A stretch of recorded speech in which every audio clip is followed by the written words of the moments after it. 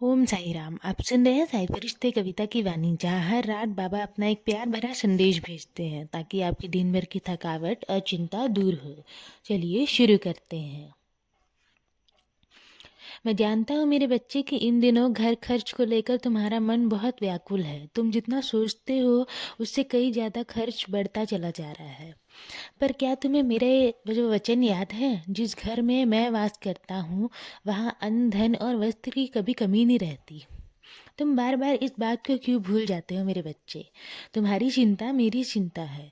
जिस दिन तुम अपनी परेशानी मुझे सौंप दोगे ना, उस दिन से उसका बोझ तुम्हारे मन पर नहीं रहेगा और तुम ना उस समस्या को मुझे बताकर भूल जाया करो, क्योंकि मैं तुम्हारे विश्वास को कभी भी टूटने नहीं दूंगा।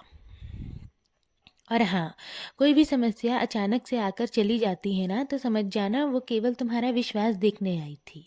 घबराना नहीं, मैं हर पल तुम्हारे साथ हूँ। जहाँ तुम पढ़ाई करते हो ना मेरे बच्चे, वहाँ एक मोरपंख अवश्य रखा करो।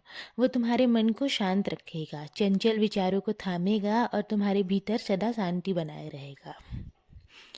एक बात याद रखना, अभी से थक मत जाना। आगे ना तुम्हें और नए नए अवसर मिलने वाले हैं, जहाँ से तुम्हारी आमदनी बढ़ेगी और तुम्हारी मेहनत रंग लाएगी। बस कर्म करते रहो, परिणाम की चिंता मुझे सौंप दो।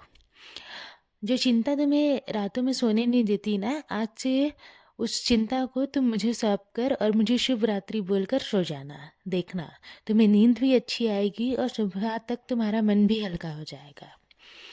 जो तुम्हारे लिए तय है वो तुमसे कोई भी नहीं ले सकता। तुम्हारी किस्मत अब मेरे हाथ में है और मैंने तुम्हारी किस्मत बहुत अच्छी लिखी है। तुम बस विश्वास रखो और सही समय का इंतज़ार करो। तुम मेरी योजना देखकर ना बहुत खुश हो जाओगे। मैं देरी ज़रूर करता हूँ पर अन्याय कभी नहीं करता। और हाँ, अगर किसी रिश्ते को लंबा चलाना है या उसे तुम खोना नहीं चाहते ना, तो याद रखना, रिश्ते एक तरफे नहीं चलते, दोनों तरफ से निभाना होता है।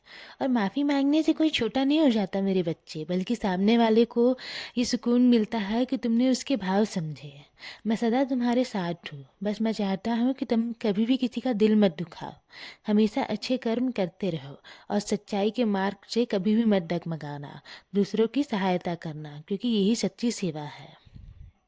जो दूसरों के काम आता है ना, उसी के जीवन में मेरा सच्चा वास होता है। सबका भला सोचो, सब पर विश्वास रखो और ईश्वर में अटूट श्रद्धा बनाए रखो। सब कुछ अपने आप ठीक हो जाएगा।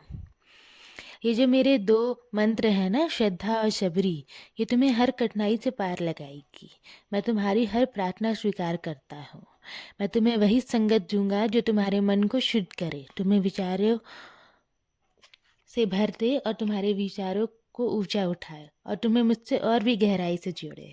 तुम ना बस अपने हृदय की सुनना, ज़्यादा सोचकर उसे बोझिल मत बनाना और भ्रम में तो बिल्कुल मत पड़ना। मैं तुम्हें उठाने के लिए सदा तैयार हूँ। तुम अकेले नहीं हो।